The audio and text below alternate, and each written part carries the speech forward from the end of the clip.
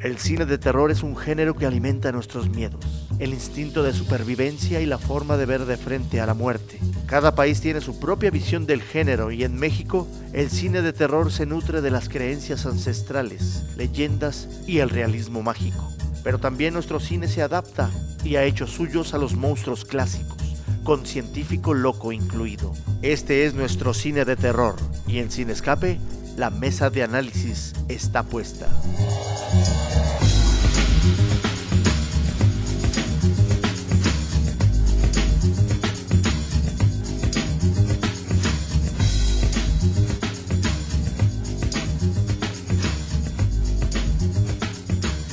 Buenas noches, pues ya ve usted un tema pues interesante que estaremos tocando esta noche en Cine Escape, cine de terror mexicano, que precisamente pues tiene ese gusto peculiar porque de alguna manera todo tiene que ver con la cultura, con las ideas que manejamos precisamente aquí en nuestro querido país, nuestra República Mexicana, con el panel que usted ya conoce, Arturo Esquivel. Estimado, con el gusto de siempre. Un tema que efectivamente muy bien como lo estás comentando, que deriva entre el horror y el terror, porque hay películas horrorosas y otras extensamente terroríficas. Y pues ya conoce usted a los que dominan prácticamente el tema que usted me diga que tenga que ver con el cine, Ricardo Moreno.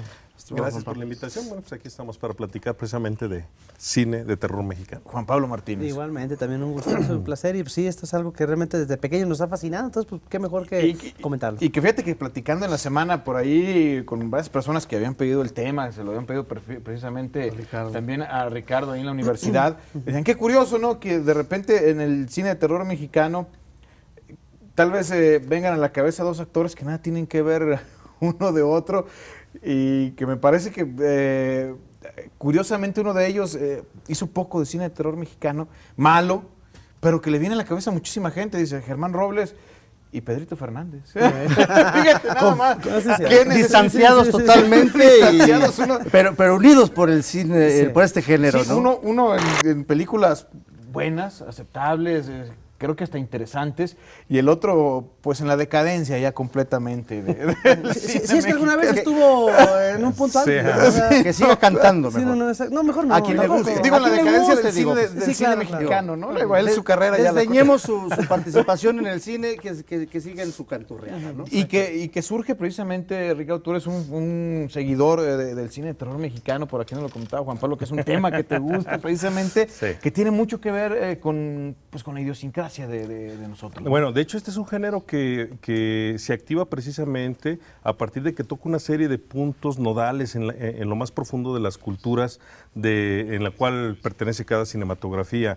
Y esto le da un matiz muy interesante, porque entonces no solamente estamos hablando del proceso fílmico, del producto fílmico como una obra de arte, también lo podemos revisar con todas las estructuras culturales, con los miedos, con las aspiraciones, con las fantasías obscuras, con las pesadillas de cada cultura donde se genera, en este caso, el fenómeno. Entonces, revisar el cine mexicano, bueno, es interesante en esa perspectiva, porque nos damos cuenta de cuáles son los miedos que permiten elementos muy interesantes que van desde la construcción literaria en lo que son las leyendas, los mitos urbanos y cómo hacen su traspolación a la cinematografía para poder quedarse pues en el inconsciente colectivo y construir así una propuesta con diferentes elementos. Y tradiciones mexicanas, definitivamente, ¿no? Si no, no funciona. Sí. Eso es la cuestión interesante. De lo son las que más pegan, a fin de cuentas. No funciona. Mira, no es tanto que peguen o no peguen. Yo creo que aquí la cuestión es lo que exploran y no exploran.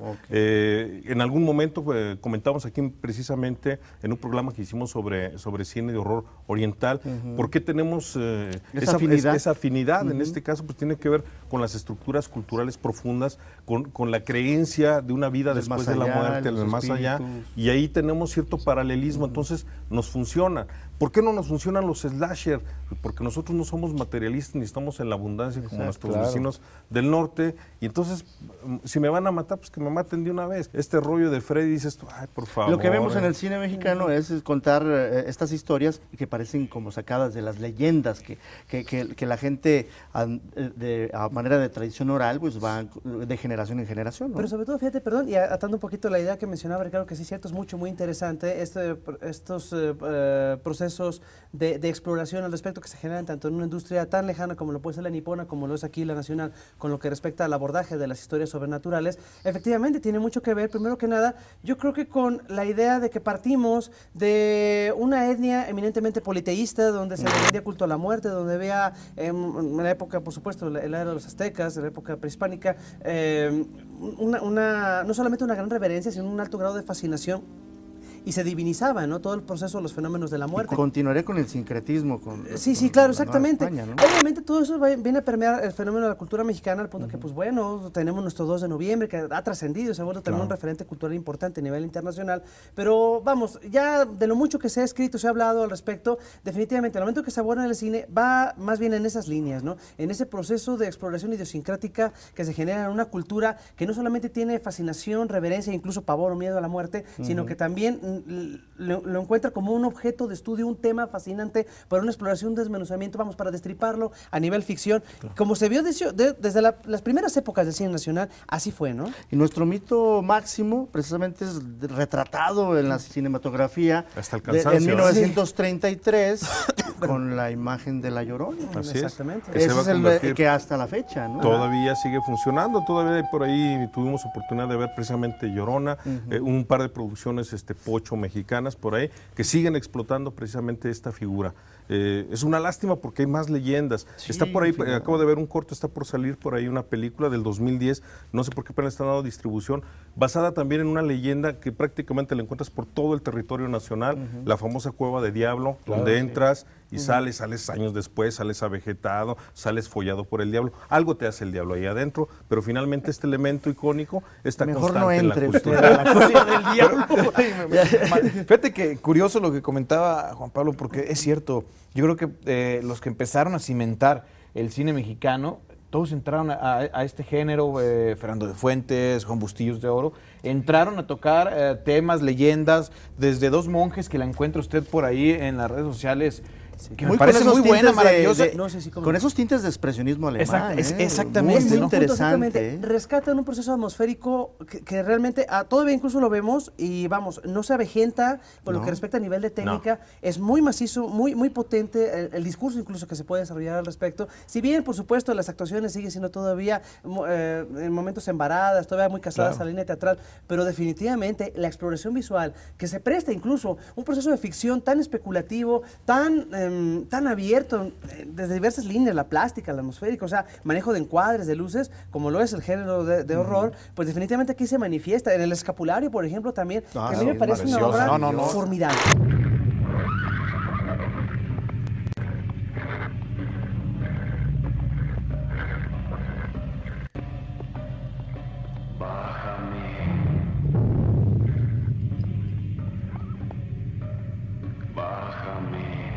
Tal vez no se estén de acuerdo, yo creo que El Escapulario podría definir el cine de terror mexicano. No. Considerada tal vez por muchos la mejor película. No, yo me quedaría con El Fantasma del Convento.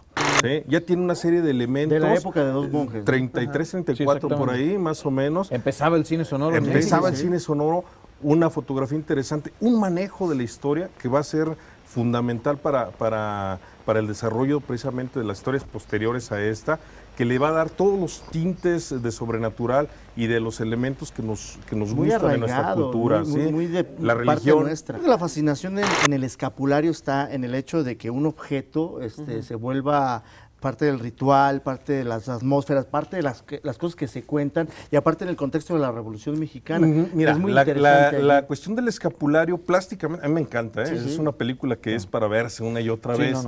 Nada más aquí tendríamos como competencia para la década de los 50 el vampiro. Sí, claro. Entonces el vampiro, que es un personaje adaptado, que por cierto, completamente adaptado. Y en lugar de castillo tenemos haciendas antiguas, ¿no? Ya es en la década de los 50 cuando el cine norteamericano, sobre todo, que empieza a tener un mayor grado de penetración en la cartelera mexicana y descubren que una beta muy redituable, pero también interesante para ser explorada es el cine de horror o ciencia ficción, es cuando México una vez más retoma todos esos elementos exactos hasta la década de los 50 cuando se da este fenómeno.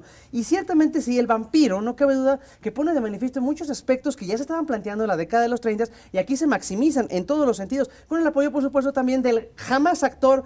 Pero ¿cómo apoyó al género de horror Abel Salazar? Ese es un tema precisamente. Él produjo mucho de cine de terror mexicano. Sí. Afortunadamente se metió aquí a producir eso. Pero qué personaje. La verdad era nauseabundo la cosa que hace Salazar en esta película, pero afortunadamente Germán Robles lo saca adelante y la película con un alto grado de atmósfera, con un desarrollo de historia muy sólido, con actuaciones interesantes por el resto del reparto. Las dos partes, porque las dos partes creo que funcionaban muy bien. Sí, el ataúd del vampiro, que fue la secuela, también funcionaba, pero la primera donde incluso se maneja la idea de un espectro, ya ven, la madre que fallece, y parece que aparece por ahí en una secuencia que a mí de niño me espantaba, la verdad, una habitación toda ruinosa, con una cuna llena de telarañas, la clásica muñeca que por supuesto le dota de mayor pavor al relato y demás. Definitivamente es muy efectiva, y la actuación de Germán Robles como el Conde Duval no cabe duda que es, intachable, ¿no? Estamos en un periodo posbélico, estamos entrando ya a la Guerra Fría, va a tronar la bomba, todo el mundo es espía, nadie confía en nadie. Todo esto pues se va a ver sintetizado, ya está desgastado por demás decirlo. Finalmente el género del horror viene a sintetizar los miedos, las aspiraciones, las fantasías más oscuras del género humano, sintetizados en íconos que en ocasiones son arquetípicos y que nos permiten canalizar precisamente estos temores sociales sintéticos. Y aquí entran muchos de esos personajes que aprovecha el cine mexicano para trascenderlos. Están los científicos locos que crean bestialidades humanas. Mira, lo que pasa aquí con los científicos es también en los 50 empezamos a recibir películas del otro lado del mundo y eran muy novedosas. Estamos viendo películas a color con un conde Drácula con los ojos inyectados de sangre, profundamente cachondo y agresivo. Christopher Lee, la Hammer nos está empezando a brindar este material, entonces pues no podemos quedarnos atrás, vamos a empezar a explorar estos elementos, pero nosotros no provenimos de una cultura gótica. ¿De dónde vamos a sacar a Frankenstein? ¿De dónde vamos a sacar a Hombres Lobo? ¿Del Panteón? Pues ¿de cuál? Aquí nada más salen nahuales. Hay una película ahorita que no venimos de imágenes góticas, pero hay una película de Juan Bustillos de Oros, El misterio del rostro pálido. Sí. Que era muy gótica la película. Sí. Prácticamente era pues no me atrevo a decir fusil, pero tomaba muchísimo de ese expresionismo alemán y nos regalaba pues secuencias muy interesantes. No, pero fíjate que, bueno, es parte de lo que dice Ricardo, tiene toda la razón. Más que nada ya está empezando a mimetizar los elementos visuales. Y fíjate que más que del expresionismo alemán, ya es lo que Todd Browning le había aprendido al cine alemán, aquel entonces que yo lo había depurado posteriormente, o James Whale, por supuesto, en las películas de la Universal. Entonces ya eso se va transmitiendo al cine mexicano, que es lo que le aprenden los mexicanos realmente, más bien estos directores ya de la generación posterior a los alemanes, y que realmente lo plasman muy bien. Pero es cierto, todos los elementos arquetípicos que van definiendo ya el cine de horror europeo se van de una forma u otra integrando a la narrativa mexicana, incluido también el cine italiano, ahorita que mencionabas a la Hammer, también de alguna forma u otra. Yo cuando vi, ya es un poco más posterior a los 50, pero por ejemplo La horripilante bestia humana, le debe más, creo yo, al cine de horror italiano que se empezaba a gestar en la década de los 60, a Bava, sobre todo a Mario Bava, que ya a los ingleses. Pero vamos, caray, lo van adaptando, ¿no? Y efectivamente, no partimos de una cultura gótica o no tenemos una línea plástica muy definida en ese sentido, pero caray, si algo realmente sí abundaba aquí, era el barroco. Entonces, una vez que el barroco se empieza a tratar aquí, encontramos las películas, cuando llegan las del Santo, y que empiezan a amalgamar todos estos aspectos, donde de momentos encontramos un zombie, de momentos encontramos un extraterrestre, de momentos encontramos a toda la fauna de la Universal, luchando contra determinados personajes, pues entonces cuando realmente aquí el público encuentra su propio cine de ahí terror, surgía, ¿no? ya lo comentaban, Germán Robles, este primer ícono del cine de terror mexicano. Arrepentidísimo de haber hecho ese personaje del vampiro, que lo solamente hizo lo relacionaban ícono, con pues eso, sí, ¿no? porque finalmente le opacó de una otra forma su capacidad y su carrera histriónica, la termina en teatro, ¿no? haciendo teatro de terror. Ve nada más, icónicamente lo relacionamos con las películas de terror. Los 60 fue una época diferente. Y antes de tocar precisamente los 60, dar pues el siguiente paso a lo que fue el cine de terror mexicano, pues hacer una pausa pequeña promocional, pausa, porque el claro, tiempo sí, pues a veces no está de nuestro lado. Recuerden que no le cambie, siga sintonizándonos porque viene todavía mucho más en Cine Escape.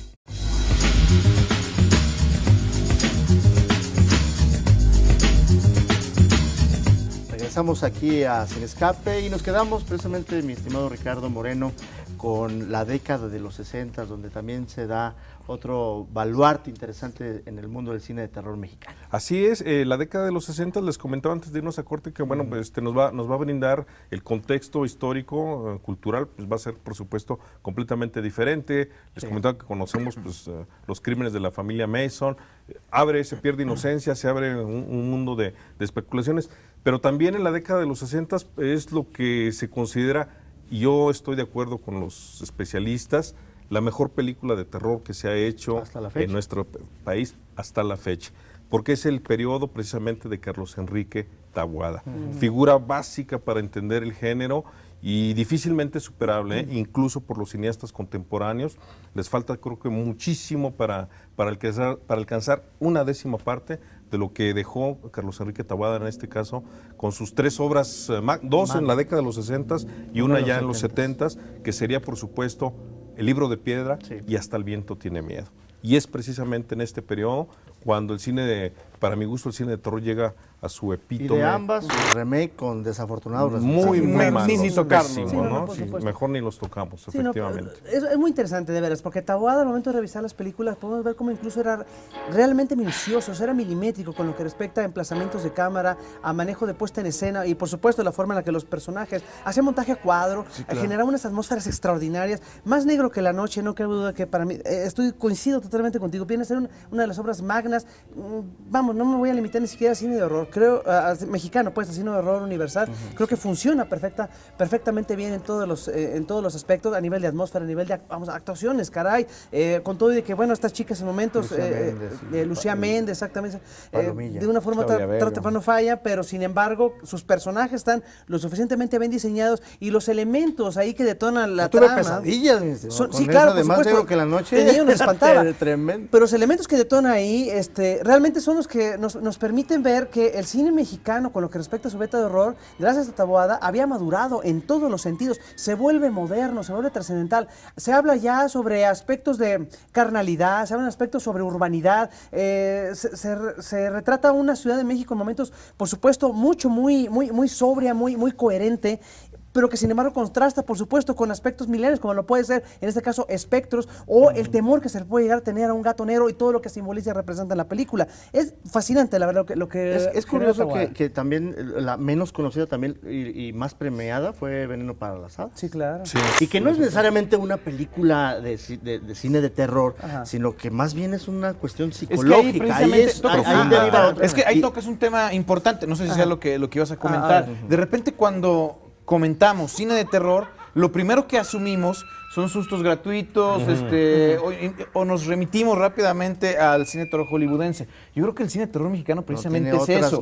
Tiene otras matices, otra lectura. No necesariamente tenemos que recurrir a los sustos fáciles, al ruido, para que la gente brinque del asiento. Hay otro tipo de cosas.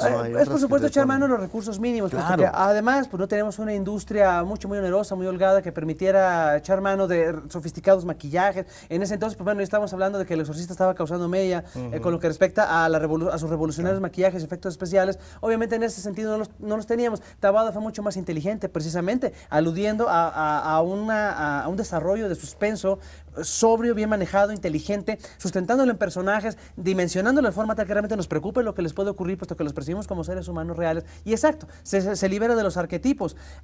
Por otro lado también, como en el caso del Libro de Piedra, juega mucho con esos aspectos, efectivamente, meramente psicológicos. ¿Estará orate la niña? ¿Realmente está viendo un niño? ¿O simple y sencillamente es un proceso de histeria colectiva? ¿Qué está pasando aquí? ¿Son accidentes? Un poco lo que jugaba Richard Donner con La Profecía, donde él incluso pretendía sugerir, a lo mejor ni siquiera Demian es el anticristo, demonio, ¿no? A lo mejor son coincidencias, pero la estructura narrativa, de esa manera, de esa forma en la que está hilvanada, atrapa más al espectador. Y eso es lo que hacía Taboada, incluso hasta con Veneno para las Hadas. No es una película de horror per se, pero sin embargo, realmente genera suspenso y realmente cautiva la imaginación. Lleva hasta el final. Totalmente. Tremendo. Yo no sé si también estamos hablando de cine de terror como tal, y más bien nos lleva hacia el terreno escabroso de la psicología, pero Luis Buñuel avienta unas películas. Sí, claro. Él, Ajá. esa escena en la escalera con el palito pegándole es impresionantemente escalofriante. Sí. Y también esa escena donde entra con una cuerda, quién sabe qué iba a hacerle ahí a su coprotagonista. O sea, es tremendo esa manera tan sutil de manejar la psicología en esas películas. Sí, no, pues de hecho, incluso toda la secuencia onírica de Los Olvidados es realmente aterradora, claro, por todos los aspectos, pero claro, porque Luis Buñuel era un surrealista y la forma en la que él empleaba los símbolos o los aspectos del subconsciente para poder generar o desarrollar puntos nodales en la historia, eso es lo que realmente nos aterra, ¿no? Porque al final alude a todo este proceso del imaginario colectivo, vamos, hecho visión, hecho plástica, entonces eso al final también es aterrador. Por esas fechas surge una película 60, 70 muy olvidada de Juan López Moctezuma. Ah, sí, claro. Basada en escritos de Edgar Allan Poe, La Mansión de la Locura. Sí, creo que ahí Pero todavía de encontramos a un Era Carlos buena, López de Moctezuma era interesante. No, era Digo, interesante, pero creo que se me hace tibio. Mira, de López Moctezuma me quedo con Alucard. Pues es Alucard es profundamente hombre, y deja, inquietante. te hiela la ahí sangre. es el rollo de Sí, sí me claro. aviento, o sea, aquí me voy a aventar completo y entra el ruedo completo y nos inquieta y nos perturba y nos deja con un nudo ahí en el estómago, en la garganta, de la expresión, ¿no? de la experiencia. Es que ya Moctezuma, que estamos hablando a mediados de los 70, totalmente influenciado, por supuesto, por Alejandro Jodorowsky, que en aquel entonces ya ha presentado sus otros relatos que también generaban miedo en muchos sentidos. Cuando estrena Alucard en el Festival Cine de Acapulco, pues por supuesto fue abucheado, le lanzaron jitomatazos, el pobre tiene que dejar de filmar y se enfoca a otros proyectos. La película Alucard hasta la fecha está prohibida por la RTC de que se exhiba públicamente en cines, y a estas alturas incluso es timorata y tibia, ¿no? Pero sin embargo, se entiende por qué generó ese ruido. Es una película en todos sentidos transgresora, con alto contenido de sexualidad, con alto contenido hemoglobínico, violento, pero la forma en la que se genera la violencia es una violencia que va enfocada precisamente a los aspectos que definen mucho a la... a la mojigata cultura mexicana, va directamente, ataca directamente a la yugular de la religión, por supuesto a los constructos culturales básicos, cotidianos, y Alucard en ese sentido. Y también volvemos a lo mismo, a la atmósfera, tanto a nivel narrativo, es formidable. Sí, fíjate que curioso, la han subido a las redes sociales, dura poco y la vuelven a tumbar. Aparte no es fácil de conseguirla. Exactamente. Les diría que fueran a la biblioteca de los Arquitos a rentarla, pero que la tuvimos un tiempo y desgraciadamente un socio nos hizo el favor, sí, desgraciadamente. También hay una película que me parece destacable por lo que logró en taquilla y que tenía mucho que ver con el cine italiano, La Noche de los Mil Gatos. Ah, sí, cómo no. Hugo Stiglitz. Sí, con Hugo Stiglitz, aparece precisamente René Cardona La Jr., el tendencia director. de hacer estas pequeñas historias dentro de un largometraje, ¿no? Sí, Esa era interesante y creo que sí le debía mucho al cine de terror italiano, que ya se empezaba a ver y que veíamos completamente. Digo, el simplemente manejo de los está encuadres, ahí, los ¿no? lentic, la estructura del personaje. Sí, definitivamente el manejo de la iluminación. Perdida, yo no la he vuelto a ver, apenas si me puedo recordar. Bueno, pues por ahí en las redes sociales la encuentras fácil. Claro, sí. De hecho, fíjate que es curioso, ya que mencionan a Hugo Stiglitz y que vamos entrando a finales de los 70, principios de los 80, es curioso cómo también los extranjeros empezaban a meter mano, ¿no? Ya desde finales de los 60, precisamente cuando vino Boris Karloff, John Carradine, a filmar, a dar sus últimos suspiros. John Carradine hizo una película con máscaras. Exactamente, de entre nazis otras. y no sé qué. Hay varias. Donald Pleasence filmó con Angélica María, exactamente. Boris Karloff con Exactamente. O sea, todos vinieron aquí de una forma u otra a morir, pero sin embargo, y dejar no sus mejores películas, al contrario, son trabajos inenarrables, pero sin embargo, ya se manifestaba el mercado que tenía México precisamente para explotar esos fenómenos. A fin de cuentas. Pero ahorita que mencionaban a Hugo Stiglitz, es curioso cómo, heredado de eso, ya los italianos empezaban a meter mano. Aquí entonces llega, por ejemplo, la invasión de los zombies atómicos. Que te la platican. Lo acabo de ver y me di una divertida.